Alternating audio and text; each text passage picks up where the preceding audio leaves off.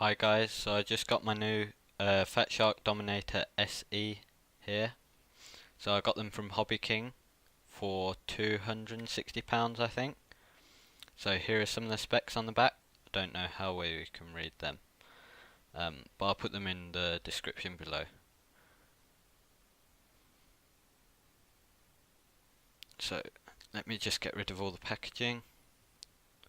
The label, don't need that particularly. So put that to the side. So here we've got the main box. Let's try and open it up now. Ooh, this is quite stiff. Almost there. And there we go. So here you can see the hard case for the new goggles. Move that out of the way. There we go. So here we've got the hard case. So that will protect your goggles quite well. What else is in the box here? So some more packaging. So we've got the foam eyepieces.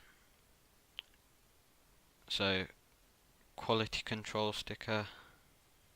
So this is Velcro to attach the foam eyepieces onto the goggles. But I'll see which ones I need, because there's a thinner one and a thicker one. So I'll see which one I need later. So here's the manual. We don't really need that. And some stickers, so I'll put them on something later on. So let's get down to the main goggles. So when you open up the hard case, so you've got a cleaning cloth there. That's nice if your lenses get dirty or something. Put that to the side. We've got a charging lead for the battery. Got some -2 diopter lenses. And what else have we got? We've got the battery, so a 1000 milliamp battery. And anything else? Oh, a omnidirectional mushroom antenna, which is nice. And here we have the main goggles. So I'm loving the black and orange colour scheme. I think it looks really good. I really like the matte finish that it's got. They're quite weighty goggles, I'd say, compared to my old Teleporter V3, so quite an old model. I would say they're pretty weighty in comparison. So you see them here side by side. Maybe slightly bigger as well. And also they've got the foam eyepiece instead of the sort of eye cups. So I'll see how they perform compared to my old goggles. So here you've got the balance plug, or where the balance plug would fit from your battery, and that powers a fan. So here we've got the 1000 milliamp battery. So unlike the newer Dominator goggles, the ones that came before this only has a 1000 milliamp, as you can see here, and the balance cable doesn't have a middle lead to it, so you'll have to charge it without balancing it. But as you can see here, it just comes out from a nice little slot in the battery, which I think is quite a nice feature. But most of the time you'll have it plugged into the fan to stop your goggles fogging up. So comparing it to my old battery, it's a bit bigger, bit bulkier, but it's got a feature where you press a button and it tells you how much battery is left.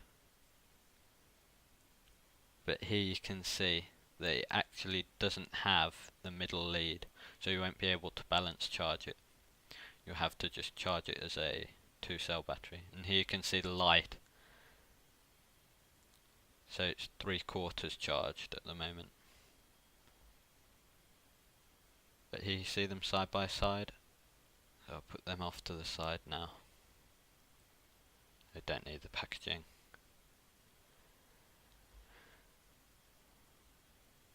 So here's the case, got a bit of foam in the bottom. That'll be good to protect them. So don't expose your goggles to sunlight, because you'll end up damaging the lenses. So that's quite a nice case. And those are the main goggles.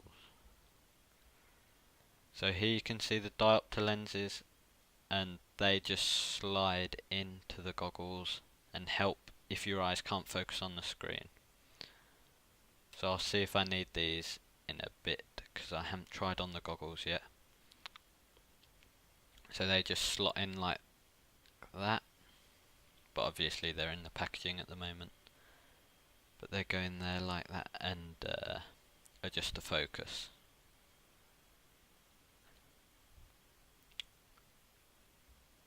So now, some more packaging, get rid of that. Sorry for my desk being so dirty, by the way, but I haven't had a chance to clear it yet.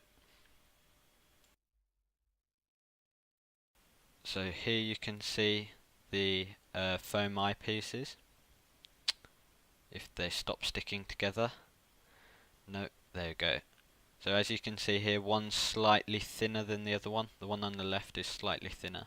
So that will just help get the lenses the right distance from your eyes to make sure the screen's focused and there aren't any blurry edges. So now I will try and apply the Velcro so I can fit the foam eyepieces. This might be a bit tricky with the camera being where it is. So here I decided to speed up me applying the Velcro and the eyepieces because it's quite a fiddly job, and I'll save you about 2 minutes of watching me put it on. And here we go. There we go. So here we go, almost done.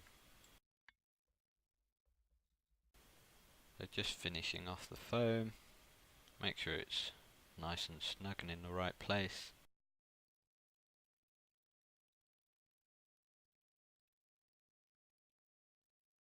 So in editing I just realised to start with here I used the thicker foam, but after using them I found that the thinner one actually was better for my eyes, because the thicker one, it puts your eyes further away from the lens, and I was actually getting eye strain and my eyes were hurting after using the goggles.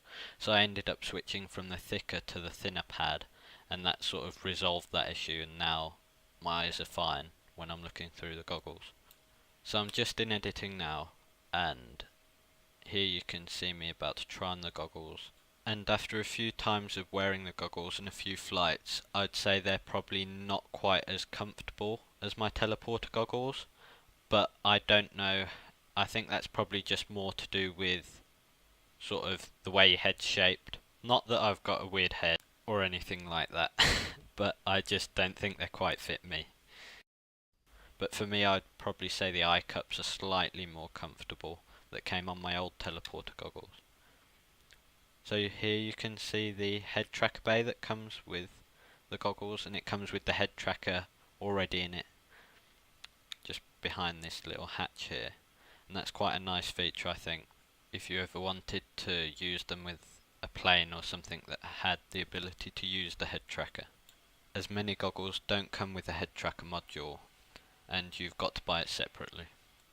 So here, if you wonder what I'm doing in the background, I was just looking for an SD card for the DVR, but as you can see I couldn't really find one. So I'm back now, and here you can see the DVR slot in the goggles, so it's right in the middle of the two eyepieces. So I'll just take off the cover from the battery and then plug it in. Hang on. Let me insert it into the head strap. This is quite fiddly because the battery is maybe a bit bulkier than the older ones that the head strap was designed for, so it's quite a tight squeeze, but it does fit in there. So I'll plug them in, just check they're all working.